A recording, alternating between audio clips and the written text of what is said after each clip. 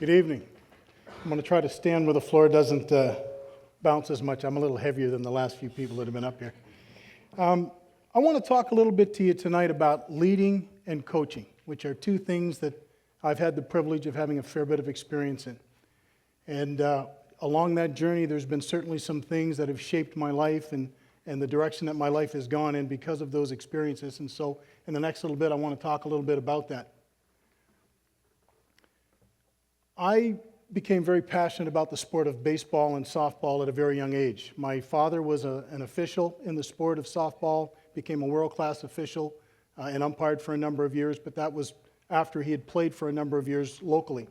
So like most young boys, you want to follow in the footsteps of your dad, and I did so. We lived in the central part of the city. I lived literally, if we have any golfers in the room, I lived about a 3-iron from the Commons, and from the day school ended in the summertime until the day school went back in the fall, I spent most of my waking hours on the Halifax Commons, chasing balls, watching ball players, aspiring to be whoever my favorite player was at the time, but it was you could be very sure that that's where I spent most of my time, and that's what I aspired to do. I was about 12 years old when I had my first leadership experience, if you will, and I can't say that there's anything in particular that caused me to feel this way. It was just a feeling I had.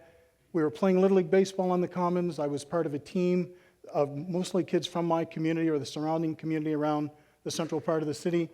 I was one of the older kids on the team, and we just weren't having a very good season. We weren't playing particularly well. We weren't getting along particularly well as a group, and I just knew that something had to be said. The person who coached us was a very nice man, not necessarily with a baseball background, but certainly good to us, and did the best he could to teach us how to play the sport. And at 12 years of age, how much do you really know about playing sport or leading for that matter? But I just knew that something had to be said because we weren't, as a group, performing very well together. So I remember going to my dad and telling him that I felt like there needed to be a team meeting. I felt like somebody needed to say something, kind of rally the group together, have a conversation, figure out whatever it was that wasn't allowing us to be successful. And so with that, my next question to him was, well then, and what questions should I ask when I bring the group together? So he was kind enough to give me 3 or 4 thoughts on the kinds of things that as 9 to 12-year-olds we might want to talk about. And away we went. And one afternoon, I had a group of the older players come to our home, and we started to talk about the team, and we started to talk about how we could get along better and how we could make life simpler for ourselves and the coach and hopefully perform a little better as a group on the field. And that was my first foray into leadership. I didn't know how to be a captain. I didn't know how to lead. I just knew that something had to be said or something had to be done, and someone had to step up and do it, and why not me? For the next 3 or 4 or 5 years of my life, as I went through youth sport, probably to the time I was about 18, 19 years of age, most of the teams I was involved with, I played a leadership role. I was an assistant captain or I was a captain. And what I came to realize was how much I enjoyed the opportunity to be in the leadership role, how much I thrived on the pressure that was being placed on me to be able to perform consistently or more consistently than most so that it gave our team a better opportunity to succeed. And I really began to enjoy the pressure as opposed to seeing it as something that was a deterrent to performance or something that I should be afraid of. I can't explain why to you. I just embraced it. And I enjoyed it, and in fact, as time wore on, I thrived on it. When I was 19 years of age, I made the national team as the youngest player to ever make it. And one of the greatest experiences for me, aside from being a player in that environment, was the fact that I got to watch older players model behavior that I aspired to be like. I was 19 years of age. The oldest player on the team was 35 or 36. The standing joke was that I was young enough to be fathered by some of my teammates. But I learned so much being in an environment where I got to watch some of the best fastball players in the world perform their craft at the highest level in the world, and how they carried themselves, and how they performed, and the level of commitment they made to their fitness. Because this was an amateur sport. We all worked for the company that owned the team, and then we performed on weekends. But the level of commitment that these men made, many of them with extremely busy careers, with families, really made an impression on me. And it really demonstrated a form of leadership that's not often seen when you compare it to the professional environments that we now so readily are able to watch on television. So I got a very good exposure to what it took to lead, what it took to be prepared to lead, and the responsibilities associated with it at the highest level of sport in the world.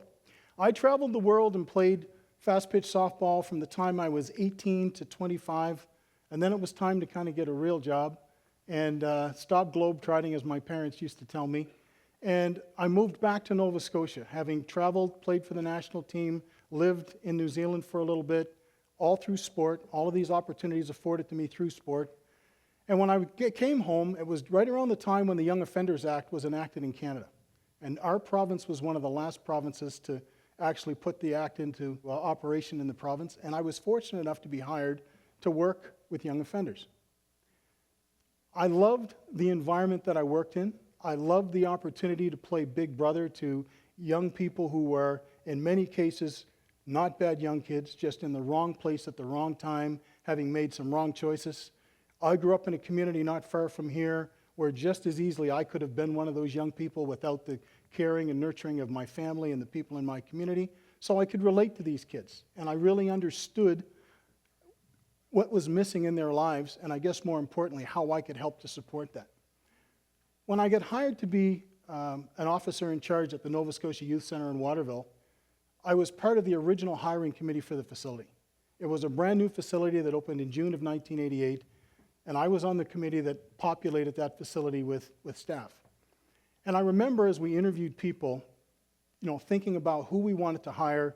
We wanted to hire university graduates, and many of the people we hired were varsity athletes. And the reason we hired varsity athletes was because they understood leadership, and they understood being part of a team. And they had a positive lifestyle where they were used to getting up in the morning and training and going to school and doing the things associated with it. And we very much believe that as part of our hiring process, that's exactly the type of people that we wanted to have as part of our staff to influence young people. I was an officer in charge at that facility, and what that meant is that I was one of 4 people responsible for the facility on a 24-hour basis and 12-hour shifts. There were 32 people that worked under me. We had 120 young offenders in that facility, ranging anywhere from mild crime to kids who committed serious crime like murder. When the doors first opened, as a leader, as one of the most experienced leaders there, my job was to demonstrate through action and example how to behave in that environment. So, for example, one of the things we had as part of the facility was an emergency response team. And every morning at 7:15 or every evening at 7:15, after we did our shift change, I would sit down with the staff roster and I would select 6 or 8 people from around the institution, and they were going to be the emergency response team for that day. And what that meant was that if we had any type of an incident within the facility where a young person had to be dealt with, physically extracted, whatever it might be, we were the people that had to do that. So I would sit with the staff and we would identify where the hot spots were in the institution and the daily behavior and things we had to be aware of, and then off we'd go to our respective areas to do our job. But if the buzzer went on your walkie-talkie, you knew what that meant and you knew where you had to be.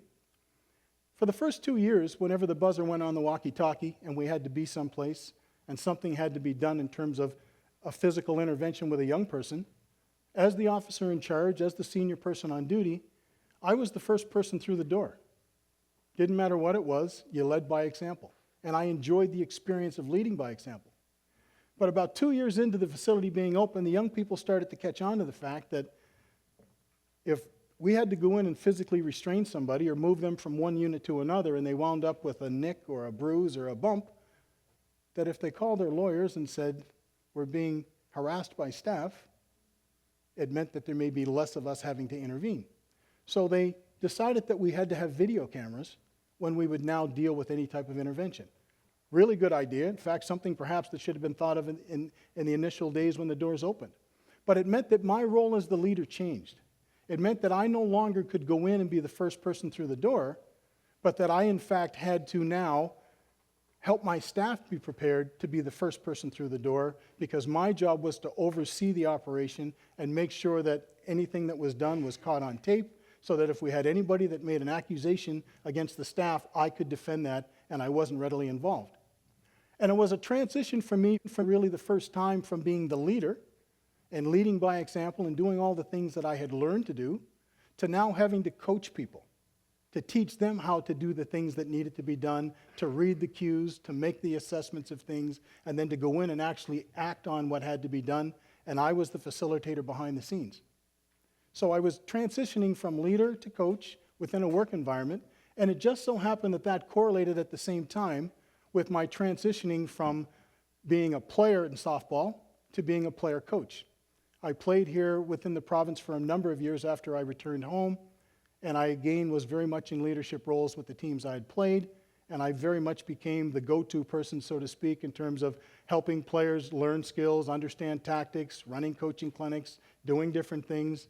And I started to realize that the types of coaching skills that I was using and adapting in the workplace in Waterville were the same types of coaching skills that I could adapt and use on the playing field when I was working with athletes.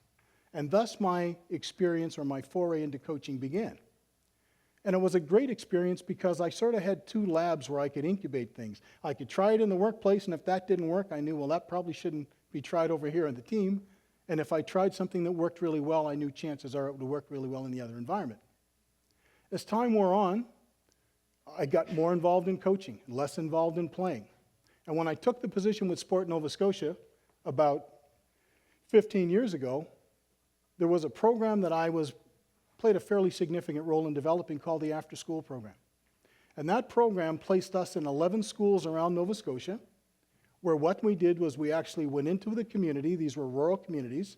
We identified an elementary school that didn't have after-school programming, physical activity, and sport. We identified a population of young people who were not physically active, meaning they didn't play organized sport. They often were the kids who were last picked. They weren't necessarily athletically inclined, but they wanted to be physically active and didn't have opportunity to do so. So we identified the population of kids, we identified the school, and then we took it a step further when we identified high schools in the area where we could recruit, train, and hire high school students to be the leaders for the after-school program. It was considered to be a best practice program in the country. We received many calls from many other jurisdictions around Canada saying, how did you do it? How do you pay for it? How did you train your staff? Your success rates were through the roof. We had incredible uptake from families and from kids who had written sport off, who didn't see sport as any kind of an avenue for them, that all of a sudden were showing up in droves because they could come and not be judged. They could learn skills that were going to be positive skills in terms of lifestyle choice down the road.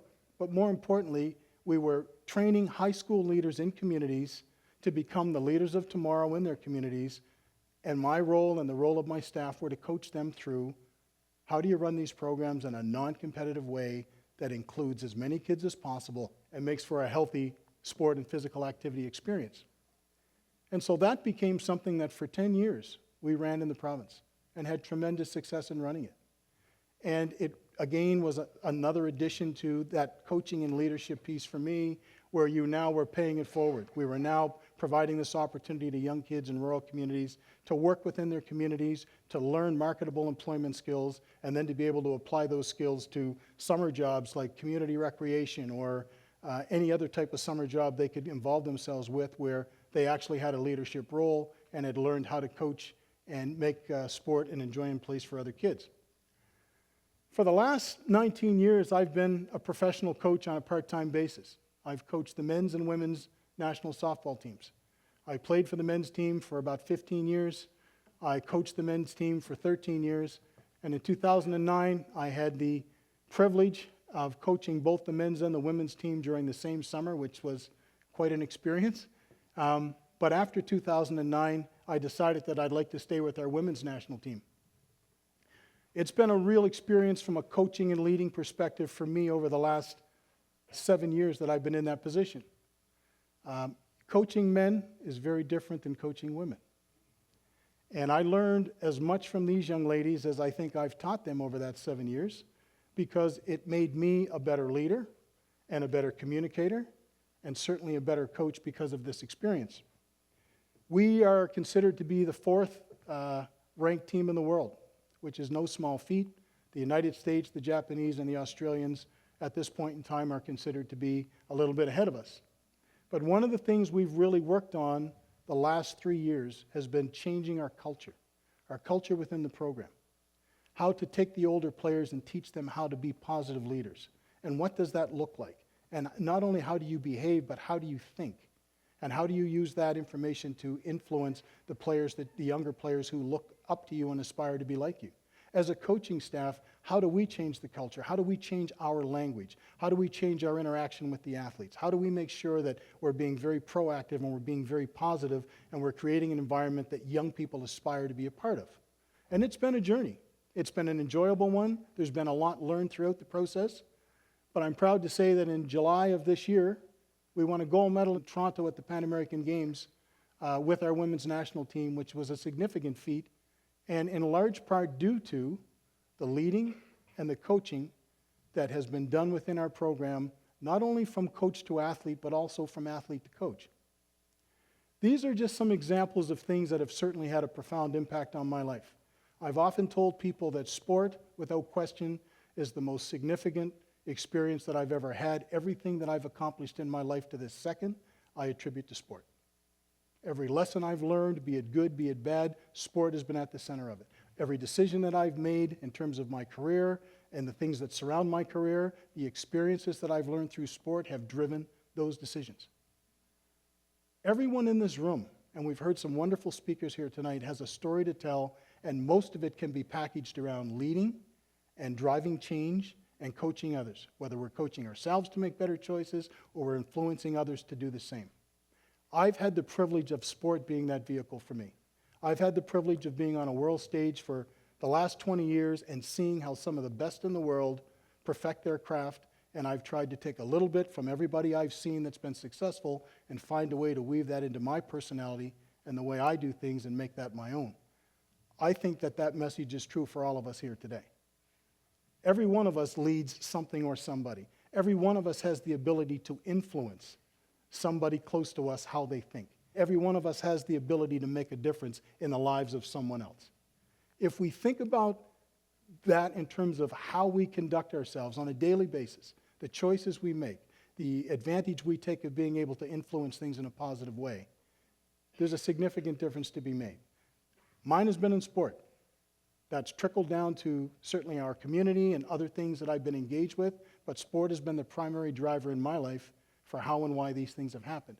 I would challenge you to think about in your own lives, what are the primary drivers that will allow you to lead and coach? Coaching is a wonderful, wonderful thing to be a part of, to be able to influence the decisions that other people make in a positive way, being there to support them because there will be times of struggle, being there to celebrate when there are times of success, but most importantly, knowing that at the end of the day, whatever the outcome is, you've had a hand in trying to help influence things in a positive way. And for me, that's really what it's all about. It's about giving back to the extent that you can. It's about always thinking about how you can influence change in a positive way, how you can lead when it's time to lead, how you can follow when it's time to follow, and most importantly, how you can always coach for positive results.